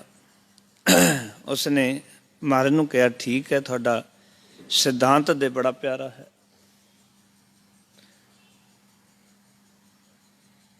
ਪਰ ਇੱਕ ਗੱਲ ਦੱਸੋ ਵੀ ਇੱਕ ਗੱਲ, ਚਲੋ ਕਿਰਤ ਕਰਨ ਵਾਲੀ ਵੀ ਠੀਕ ਹੈ, ਵੀ ਕਿਰਤ ਕਰਨੀ ਚਾਹੀਦੀ ਹੈ, ਨਾਮ ਜਪਣ ਵਾਲੀ ਗੱਲ ਵੀ ਠੀਕ ਹੈ, ਪਰ ਜੋ ਵੰਡ ਛਕਣ ਵਾਲੀ ਗੱਲ, ਇਹ ਕਿਵੇਂ ਹੋ ਸਕਦੀ ਹੈ? ਵੀ ਕੋਈ ਵੀ ਚੀਜ਼ ਤੁਸੀਂ ਕਹਿੰਦੇ ਹੋ ਵੰਡ ਕੇ ਛਕਣੀ ਚਾਹੀਦੀ ਹੈ, ਤੇ ਸਾਰੀਆਂ ਚੀਜ਼ਾਂ ਤੇ ਵੰਡ ਕੇ ਨਹੀਂ ਛਕੀਆਂ ਜਾ ਸਕਦੀਆਂ। ਪਿਆਰ ਵਾਲਿਓ, ਸੱਚ ਜਾਣਨਾ, ਉੱਥੇ ਗੁਰੂ ਨਾਨਕ ਪਾਤਸ਼ਾਹ ਨੇ ਆਖਿਆ ਵੀ ਸਾਰੀਆਂ ਚੀਜ਼ਾਂ ਵੰਡ ਕੇ ਛਕੀਆਂ ਜਾ ਸਕਦੀਆਂ ਨੇ, ਤੇ ਉੱਥੇ ਦੇ ਜੋਗੀ ਨੇ ਗੁਰੂ ਸਾਹਿਬ ਜੀ ਨੂੰ ਇੱਕ ਤਿਲ ਦੇ ਦਿੱਤਾ ਔਰ ਗੁਰੂ ਨਾਨਕ ਪਾਤਸ਼ਾਹ ਨੂੰ ਕਿਹਾ ਵੀ ਇੱਕ ਕੰਮ ਕਰੋ, ਇਸ ਤਿਲ ਨੂੰ ਵੰਡ ਕੇ ਦਿਖਾਓ। ਤੁਸੀਂ ਕਹਿੰਦੇ ਵੀ ਸਾਰੀਆਂ ਚੀਜ਼ਾਂ ਵੰਡ ਕੇ ਛਕੀਆਂ ਜਾ ਸਕਦੀਆਂ ਨੇ, ਅਸੀਂ ਤੁਹਾਨੂੰ ਕਹਿ ਰਹੇ ਸਨ ਵੀ ਕਿਰਤ ਕਰਨੀ ਠੀਕ ਹੈ, ਨਾਮ ਜਪਣ ਵਾਲਾ ਸਿਧਾਂਤ ਠੀਕ ਹੈ, ਪਰ ਵੰਡ ਕੇ ਕਿਵੇਂ ਛਕਿਆ ਜਾ ਸਕਦਾ? ਇਹ ਕਿਵੇਂ ਹੋ ਸਕਦਾ? ਹੁਣ ਗੁਰੂ ਨਾਨਕ ਪਾਤਸ਼ਾਹ ਜੀ ਨੇ ਕੀ ਕੀਤਾ? ਭਾਈ ਮਰਦਾਨੇ ਨੂੰ ਕਿਹਾ ਵੀ ਇਹ ਲੋਕ ਜਿਹੜੇ ਭੰਗ ਘੋਟਦੇ ਨੇ, ਉਸ ਕੁੰਡੀ ਨੂੰ ਸਾਫ਼ ਕਰ। ਸੋਟਾ ਸਾਫ਼ ਕੀਤਾ ਜਿਹਦੇ ਨਾਲ ਘੋਟਦੇ ਸੀ ਉਹ, ਉਸ ਕੁੰਡੀ ਨੂੰ ਪਾਣੀ ਨਾਲ ਧੋ ਕੇ ਗੁਰੂ ਸਾਹਿਬ ਨੇ ਕਿਹਾ ਇਸ ਦੇ ਵਿੱਚ ਪਾਣੀ ਪਾ। ਭਾਈ ਮਰਦਾਨਾ ਨੇ ਪਾਣੀ ਪਾਇਆ। ਮਹਾਰਾਜ ਨੇ ਕਿਹਾ ਤਿਲ ਵਿੱਚ ਪਾ ਲੈ। ਤਿਲ ਨੂੰ ਚੰਗੀ ਤਰ੍ਹਾਂ ਘੋਟ ਦੇ। ਚੰਗੀ ਤਰ੍ਹਾਂ ਘੋਟ ਦਿੱਤਾ ਤੇ ਸਾਰੇ ਜੋਗੀਆਂ ਵਿੱਚ ਵਰਤਾ ਦੇ। ਹੁਣ ਜੋਗੀ ਨਿਰੁੱਤਰ ਹੋ ਗਏ ਥੇ। ਜੋਗੀ ਹੈਰਾਨ ਨੇ ਵੀ ਬਾਪੂ ਨਾਨਕ ਨੇ ਤਾਂ ਤਿਲ ਵੀ ਵੰਡ ਦਿੱਤਾ।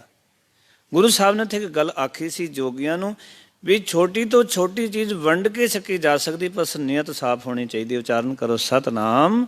ਜੇ ਨੀਅਤ ਸਾਫ਼ ਹੈ ਤਾਂ ਛੋਟੀ ਤੋਂ ਛੋਟੀ ਚੀਜ਼ ਵੰਡ ਛਕੀ ਜਾ ਸਕਦੀ ਹੈ, ਪਰ ਜੇ ਨੀਅਤ ਸਾਫ਼ ਨਹੀਂ ਹੈ ਤਾਂ ਵੱਡੀ ਤੋਂ ਵੱਡੀ ਚੀਜ਼ ਵੀ ਵੰਡ ਕੇ ਨਹੀਂ ਛਕੀ ਜਾ ਸਕਦੀ। ਗੱਲ ਤਾਂ ਨੀਅਤ ਦੀ ਹੈ, ਗੱਲ ਤਾਂ ਸਾਡੇ ਮਨ ਦੀ ਪਵਿੱਤਰਤਾ ਦੀ ਹੈ। ਰੱਬ ਨੂੰ ਮਿਲਣ ਵਾਸਤੇ ਜੋ ਕੋਈ ਜੀਵਨ ਵਿੱਚ ਕੋਈ ਕਮੀ ਹੈ ਉਹ ਹੈ ਸਾਡੇ ਮਨ ਦਾ ਅਪਵਿੱਤਰ ਹੋਣਾ। ਜਿੱਥੇ ਮਨ ਪਵਿੱਤਰ ਹੈ, ਕਬੀਰ ਮਨ ਨਿਰਮਲ ਪਿਆ, ਜੈਸਾ ਗੰਗਾ ਨੀਰ ਪਾਛੇ ਲਾਗੇ ਹਰ ਫਿਰੈ ਕਹਿਤ ਕਬੀਰ ਕਵੀ। ਜਿੱਥੇ ਮਨ ਨਿਰਮਲ ਹੋ ਗਿਆ ਨਾ, ਉੱਥੇ ਤਾਂ ਪਰਮਾਤਮਾ ਮਗਰ ਮਗਰ ਲੱਗਿਆ ਫਿਰਦਾ। ਉੱਥੇ ਭਗਤ ਨੂੰ ਪਰਮਾਤਮਾ ਨਹੀਂ ਲੱਭਣਾ ਪੈਂਦਾ, ਐਸੇ ਭਗਤ ਨੂੰ ਪਰਮਾਤਮਾ ਲੱਭਦਾ। ਉੱਥੇ ਐਸੇ ਸਿੱਖ ਨੂੰ ਗੁਰੂ ਨਹੀਂ ਲੱਭਣਾ ਪੈਂਦਾ, ਗੁਰੂ ਆਪ ਲੱਭਣ ਵਾਸਤੇ ਜਾਂਦਾ ਹੈ। ਪਰ ਐਸਾ ਕੋਈ ਬਣ ਤੇ ਜਾਏ, ਐਸਾ ਪਿਆਰ ਵਾਲਾ ਹੋਵੇ ਤਾਂ ਕੋਈ ਜਿਹਦਾ ਮਨ ਸਾਫ਼ ਹੋ ਗਿਆ, ਜਿਹਦੇ ਮਨ ਦੇ ਅੰਦਰ ਕੋਈ ਖੋਟ ਨਹੀਂ ਰਹੀ, ਮਨ ਪਵਿੱਤਰ ਹੋ ਗਿਆ। ਕਿਤਨੀਆਂ ਸਾਖੀਆਂ ਤੁਸੀਂ ਗੁਰੂ ਇਤਿਹਾਸ ਵਿੱਚ ਵੇਖ ਸਕਦੇ ਹੋ ਵੀ ਜਿਨ੍ਹਾਂ ਦਾ ਮਨ ਪਵਿੱਤਰ ਸੀ, ਗੁਰੂ ਸਾਹਿਬ ਆਪ ਚੱਲ ਕੇ ਉਹਨਾਂ ਕੋਲ ਜਾਂਦੇ ਰਹੇ। ਕਿਉਂਕਿ ਮਨ ਸਾਫ਼ ਹੈ, ਨੀਅਤ ਬਿਲਕੁਲ ਸਾਫ਼ ਹੈ, ਪਵਿੱਤਰ ਹੈ, ਨੀਅਤ ਦੇ ਅੰਦਰ ਕੋਈ ਖੋਟ ਨਹੀਂ ਹੈ। ਇਸ ਕਰਕੇ ਬਾਬਾ ਫਰੀਦ ਜੀ ਦਾ ਜਿਹੜਾ ਸਲੋਕ ਸੀ ਉਹਦੀ ਵਿਆਖਿਆ ਵਿੱਚ ਗੁਰੂ ਅਮਰਦਾਸ ਪਿਤਾ ਮਹਾਰਾਜ ਨੇ ਆਖਿਆ ਵੀ ਕੱਪੜੇ ਜਿਹੜੇ ਮਰਜ਼ੀ ਪਾ ਲਈਏ, ਭਾਵੇਂ ਉਹ ਰੇਸ਼ਮੀ ਕੱਪੜੇ ਹੋਣ, ਭਾਵੇਂ ਉਹ ਕੰਬਲੀ ਹੋਵੇ, ਭਾਵ ਕਿ ਗੱਲ ਇਹਨੇ ਵੀ ਕੱਪੜੇ ਕਿਹੜੇ ਪਾਏ ਨੇ, ਲਿਬਾਸ ਕਿਹੜਾ ਹੈ, ਭੇਖ ਕਿਹੜਾ ਧਾਰਨ ਕੀਤਾ ਹੈ। ਗੱਲ ਇਹ ਹੈ ਕਿ ਜਿਸ ਨੇ ਭੇਖ ਧਾਰਨ ਕੀਤਾ ਹੈ, ਉਸ ਭੇਖ ਧਾਰਨ ਕਰਨ ਵਾਲੇ ਮਨੁੱਖ ਦਾ ਮਨ ਸਾਫ਼ ਹੈ ਕਿ ਨਹੀਂ ਸਾਫ਼, ਨੀਅਤ ਪਵਿੱਤਰ ਹੈ ਕਿ ਨਹੀਂ। ਜੇ ਨੀਅਤ ਸਾਫ਼ ਹੈ ਤਾਂ ਪਰਮਾਤਮਾ ਦੀ ਪ੍ਰਾਪਤੀ ਹੋ ਜਾਵੇਗੀ, ਰੱਬ ਨਾਲ ਸਾਂਝ ਬਣ ਜਾਵੇਗੀ। ਪਰ ਜੇ ਨੀਅਤ ਹੀ ਸਾਫ਼ ਨਹੀਂ, ਮਨ ਹੀ ਨਿਰਮਲ ਨਹੀਂ, ਤੇ ਗੁਸਤਾਖੀ ਮਾਫ, ਪਰਮਾਤਮਾ ਦੀ ਪ੍ਰਾਪਤੀ ਨਹੀਂ ਹੋ ਸਕਦੀ, ਜਿਹੜਾ ਮਰਜ਼ੀ ਫਿਰ ਭੇਖ ਧਾਰਨ ਕਰ ਲਈਏ।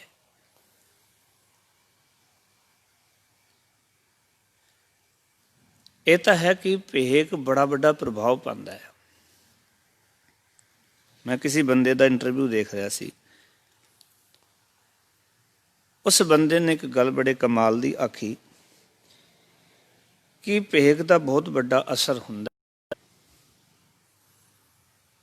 ਕਹਿੰਦੇ ਜਦੋਂ ਰਾਮਾਇਣ ਦੀ ਅਸੀਂ ਐਪੀਸੋਡ ਸ਼ੁਰੂ ਹੋਣਾ ਸੀ ਤੇ ਮੈਨੂੰ ਰਾਮ ਦਾ ਰੋਲ ਮਿਲਿਆ। ਕਹਿੰਦੇ ਮੈਂ ਰਾਮ ਦਾ ਰੋਲ ਸ਼ੁਰੂ ਕਰ ਦਿੱਤਾ, 3 ਕੁ ਮਹੀਨੇ ਹੋ ਗਏ, ਟੀਵੀ ਦੇ ਵਿੱਚ ਅਸੀਂ ਬਹੁਤ ਜ਼ਿਆਦਾ ਛਾ ਗਏ, ਲੋਕਾਂ ਦੇ ਵਿੱਚ ਸਾਡਾ ਬੜਾ ਨਾਮਣਾ ਹੋ ਗਿਆ।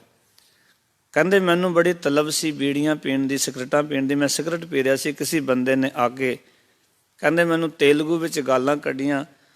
ਕਹਿੰਦੇ ਤੈਨੂੰ ਅਸੀਂ ਰੱਬ ਸਮਝ ਕੇ ਪੂਜਾ ਕਰਦੇ ਹਾਂ ਔਰ ਤੂੰ ਬੀੜੀਆਂ ਪੀ ਜਾਂਦਾ, ਸਿਗਰਟਾਂ ਪੀਂਦਾ। ਕਹਿੰਦੇ ਉਸ ਬੰਦੇ ਦੀ ਗੱਲ ਦਾ ਇੰਨਾ ਅਸਰ ਹੋਇਆ ਕਿ ਵਾਕਈ ਮੈਂ ਭੇਖ ਰਾਮ ਦਾ ਕਰ ਰਿਹਾ, ਪਰ ਮੇਰੇ ਵਿੱਚ ਇਤਨੀਆਂ ਕਮੀਆਂ। ਕਹਿੰਦੇ ਉਹ ਦਿਨ ਦਾ ਦਿਨ ਹੈ, ਅੱਜ ਦਾ ਮੁੜ ਕੇ ਮੈਂ ਸਿਗਰਟ ਬੀੜੀ ਨਹੀਂ ਪੀਤੀ। ਮੈਂ ਗਲਤ ਕੰਮਾਂ ਤੋਂ ਆਪਣੇ ਆਪ ਨੂੰ ਬਚਾ ਲਿਆ। ਸੋ ਇਸ ਚੀਜ਼ ਦਾ ਇੱਕ ਅਸਰ ਹੁੰਦਾ ਹੈ, ਪਰ ਗੱਲ ਪਿੱਛੇ ਇਹ ਹੈ ਕਿ ਅਸਰ ਹੈ, ਲੋਕਾਂ ਵਿੱਚ ਸਤਿਕਾਰ ਹੈ ਭੇਖ ਦਾ, ਪਰ ਗੱਲ ਇਹ ਹੈ ਕਿ ਨੀਅਤ ਕਿੱਥੇ ਖਲੋਤੀ ਹੋਈ ਹੈ। ਗੱਲ ਜੇ ਰੱਬ ਦੀ ਪ੍ਰਾਪਤੀ ਦੀ ਹੋਵੇ, ਪਰਮਾਤਮਾ ਨਾਲ ਜੁੜਨ ਦੀ ਹੋਵੇ, ਤੇ ਇਕੱਲੇ ਭੇਖ ਦੇ ਨਾਲ ਪਰਮਾਤਮਾ ਪਿਆਰੋਂ ਨਹੀਂ ਮਿਲਦਾ। ਉਸ ਵਾਸਤੇ ਤਾਂ ਫਿਰ ਆਪਣੇ ਨੀਅਤ ਨੂੰ ਸਾਫ਼ ਕਰਨਾ ਪੈਣਾ ਹੈ, ਆਪਣੇ ਮਨ ਨੂੰ ਨਿਰਮਲ ਕਰਨਾ ਪੈਣਾ ਹੈ, ਕਿਉਂਕਿ ਜਿਨ੍ਹਾਂ ਦਾ ਮਨ ਨਿਰਮਲ ਹੈ ਰਾਜਮਾਨ ਹੁੰਦਾ ਹੈ। ਜਿਸ ਅੰਦਰ ਖੋਟ ਹੈ, ਜਿਸ ਦੇ ਮਨ ਵਿੱਚ ਕੁਝ ਹੋਰ ਹੈ, ਮੁਖ ਵਿੱਚ ਕੁਝ ਹੋਰ ਹੈ, ਉਹ ਤਾਂ ਧਰਤੀ ਤੇ ਕੇਵਲ ਪਹਾੜ ਨੇ, ਪਰ ਜਿਹੜੇ ਦਿਲੋਂ ਮੁਹੱਬਤ ਕਰਦੇ ਨੇ ਉਹ ਪਰਮਾਤਮਾ ਦੀ ਦਰਗਾਹ ਦੇ ਵਿੱਚ ਪ੍ਰਵਾਨ ਹੁੰਦੇ ਨੇ। ਗੁਰੂ ਕਿਰਪਾ ਕਰੇ ਕਿ ਅਸੀਂ ਬਾਹਰਲੇ ਵਿਖਾਵਿਆਂ ਤੋਂ ਬਚ ਕੇ ਔਰ ਅੰਦਰਲਾ ਜੀਵਨ ਸਵਾਰ ਸਕੀਏ। ਬਾਹਰ ਜਿਹੜੇ ਵੀ ਵਸਤਰ ਤੁਸੀਂ ਪਾਉਂਦੇ ਹੋ ਸਾਰੇ ਪ੍ਰਵਾਨ ਨੇ, ਪਰ ਗੱਲ ਇਹ ਹੈ ਕਿ ਗੁਰੂ ਸਾਹਿਬ ਜੀ ਦੇ ਮੁਤਾਬਿਕ, ਗੁਰੂ ਸਾਹਿਬ ਜੀ ਦੀ ਸਿੱਖਿਆ 'ਤੇ ਚੱਲ ਕੇ ਸਾਡਾ ਮਨ ਜਿਹੜਾ ਹੈ ਉਹ ਨਿਰਮਲ ਹੋਣਾ ਚਾਹੀਦਾ ਹੈ। ਜੀਓ ਨਿਰਮਲ ਬਾਹਰੋਂ ਨਿਰਮਲ, ਬਾਹਰੋਂ ਤਾਂ ਨਿਰਮਲ ਜੀਓ ਨਿਰਮਲ। ਸਤਿਗੁਰ ਤੇ ਕਰਨੀ ਕਮਾਣੀ, ਕੂੜ ਕੀ ਸੋਏ ਪਹੁੰਚੈ ਨਾਹੀ, ਮਨਸਾ ਸਤ ਸਮਾਣੀ। ਜਨਮ ਰਤਨ ਜਿਨੀ ਖਟਿਆ ਭਲੇ ਸੇ ਬਣਜਾਰੇ, ਕਹਿ ਨਾਨਕ ਜਿਨ ਮਨ ਨਿਰਮਲ ਸਦਾ ਰਹਿ ਗੁਰ ਨਾਲੇ। ਜਿਨ੍ਹਾਂ ਦਾ ਮਨ ਨਿਰਮਲ ਹੈ ਉਹ ਗੁਰੂ ਦੇ ਨਾਲ ਰਹਿੰਦੇ ਨੇ, ਗੁਰੂ ਤੋਂ ਦੂਰ ਨਹੀਂ ਹੋ ਸਕਦੇ। ਬਸ ਲੋੜ ਹੈ ਤਾਂ ਮਨ ਨਿਰਮਲ ਕਰਨ ਦੀ। ਜਿੰਨਾ ਮਨ ਨਿਰਮਲ ਹੋਏਗਾ ਫਿਰ ਗੁਰੂ ਦੀ ਪਹਿ ਭਾਵਨੀ ਵਿੱਚ, ਗੁਰੂ ਦੇ ਡਰ ਵਿੱਚ, ਗੁਰੂ ਦੇ ਨਾਲ ਜੁੜ ਜਾਵਾਂਗੇ ਔਰ ਫਿਰ ਕਹਿ ਸਕਾਂਗੇ ਕਿ ਇਹ ਲੋਕ ਸੁਖੀਏ ਪਰ ਲੋਕ ਸਵੇਲੇ ਨਾਨਕ ਦਾ ਦਾਸ ਦੀਆਂ ਭਲਾਂ ਦਾਸ ਦੀ ਚੋਲੀ ਵਿੱਚ ਗੁਰੂ ਕੇ ਬਚਨ ਹਿਰਦੇ 'ਚ ਵਸਾਣਾ ਜੀ। ਫਤਿਹ ਦੀ ਸਾਂਝ ਕਰੋ, ਆਖੋ ਜੀ ਵਾਹਿਗੁਰੂ ਜੀ ਕਾ ਖਾਲਸਾ, ਵਾਹਿਗੁਰੂ ਜੀ ਕੀ ਫਤਿਹ। ਵਾਹਿਗੁਰੂ ਸਾਹਿਬ ਜੀ। ਫਿਰਤ ਫਿਰਤ ਪ੍ਰਭ ਆਇਆ, ਪਰਿਆ ਤੋ ਸੁਨਾਏ। ਨਾਨਕ ਕੀ ਪ੍ਰਭ ਬੇਨਤੀ, ਆਪਣੀ ਭਗਤੀ ਲਾਏ। ਵਾਹਿਗੁਰੂ ਸਾਹਿਬ ਜੀ। ਟੋਡੀ ਮਹੱਲਾ ਪੰਜਵਾਂ। ਘਰ ਪੰਜਵਾਂ। ਦੁਬਦੇ ਇੱਕ ਓੰਕਾਰ ਸਤਿਗੁਰ ਪ੍ਰਸਾਦ। ਐਸੋ ਗੁਣ ਮੇਰੋ ਪ੍ਰਭ ਜੀ ਕੀਨ, ਪੰਚ ਦੋਖ ਅਰ ਅਹੰਗ ਰੋਗ, ਇਹ ਤਨ ਤੇ ਸਗਲ ਦੂਰ ਕੀਨ। ਐਸੋ ਗੁਣ ਮੇਰੋ ਪ੍ਰਭ ਜੀ ਕੀਨ, ਪੰਚ ਦੋਖ ਅਰ ਅਹੰਗ ਰੋਗ, ਇਹ ਤਨ ਤੇ ਸਗਲ ਦੂਰ ਕੀਨ। ਰਾਹੁ ਬੰਧਨ ਤੋਰ ਛੋਰ ਵਿਖਿਆਤੇ, गुर को शब्द मेरे हीर दीन, रूप अनुरूप मोरो कछ न विचार्यो। प्रेम गहो मोय हर रंग भीन, पेख्यो लालन पाठ पीच खोए। आनंद चिता हर के पतीन, तिस ही को ग्रह सोई प्रभ नानक। सो ठाकुर तिस ही को तीन, पेख्यो लालन पाठ बीज खोए। आनंद चिता हर के पतीन, तिस ही को ग्रह सोई प्रभ नानक। सो ठाकुर तिस ही को तीन। वाहिगुरु जी का खालसा, वाहिगुरु जी की फतेह। सतनाम श्री वाहिगुरु जी। सोहेला राग गुड़ीदीप की महला पहला एक ओंकार सतगुर प्रसाद। जय कर कीर्त आखिए करते का हो विचारो तित घर गावो। सोहेला शिव सिरजनहारो तुम गावो निरपहो का सोहेला। होम वारी जिस सोले सदा सुखोए रहा। नितिन जैड़े संभालन देखेगा देवनहार। तेरे दाने कीमत ना पवस दाते कौन सुमार। सम्मत साल लिखिया मिल कर पावो तेल देव सज्जन असी सड़ियाँ। जो हो वह साहिब सो मेल कर कर एह पहुँचा। सदड़े नित पवन सदन हारा सिमरिय नानक से दे आवन। राग आसा महला पहला। शेखर से गुर से उपदेश गुर गुर एको वेश अनेक। बाबा जय कर करते कीरत होए सोकर राख बढ़ाई तोय रहाओ। इस विच असियां कढ़ियां पैरां थती वारी। महा होआ सूरज एको रुत अनेक। नानक करते के केते वेश। राग तन्हासरी महला पहला। मैं थाल रवचंदी तुहूप मल आन लो पवन चबरो करे। सगल बन राय फुलंत ज्योति। कैसी आरती होए बहु खंडना तेरी आरती। अनंत शब्द बाजंत पहरी रहाओ। सैस तब नैन नन नैन है तोय को। सैस मूर्त नन एक तो ही। सैस पद विमल नन एक पद। गंध बिन सैस तब गंध इव चलत। सब में जो जोत होए गुरसाखी जोत प्रगट होए। जो तिस भावै सो आरती होए। हर चरण करुण मकरन लोच मनन दिनों मोहि आहि प्यासा। कृपा जल दे नानक सारंग को हो जाते तेरे नाय वासा। राग गुड़ी पूरी महला चौथा। काम क्रोध नगर पो भरया मिल साधु खंड खल हे गुरु पाया मन। हल्दे मंडल मंडाहे कर साधु अंजलि पुन वड्डाए। कर डंडोत पुन वड्डाए रहाओ। साकत हर साध न जाने तिन अंतर हूँ मैं कंडाहे। जो जो चल हैं चुभ है दुख पाम हैं। जम काल सह सिर डंडा है। हर जन हर हर नाम समाने। दुख जन्म मरण ओ खंडा है। अविनाशी प्रग पाया परमेश्वर। बहुत सो खंड ब्रह्मंडा है। हम गरीब मस्कीन प्रभ तेरे हर राख राख बड़ बड्डा है। जन नानक नाम आधार टेक है। हर नामे ही सुख मंडा है। राग गोड़ी पूरी महला पंजवा। करो बेनंती सुनो मेरे मीता। संत टहल की बेला इहाँ खाड़ चलो हर लाहा। आगे वसन सवेला उत घटै धनस रह नारे। मन गुर मिलका सवारे रहाओ।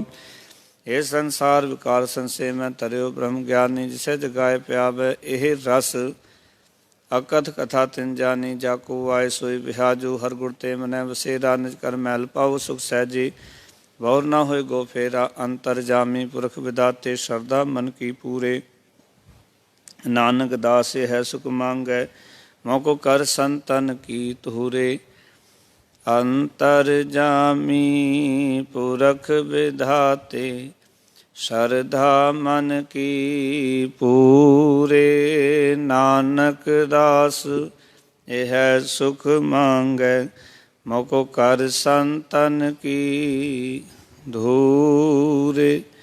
वाहिगुरु जी का खालसा वाहिगुरु जी की फतेह।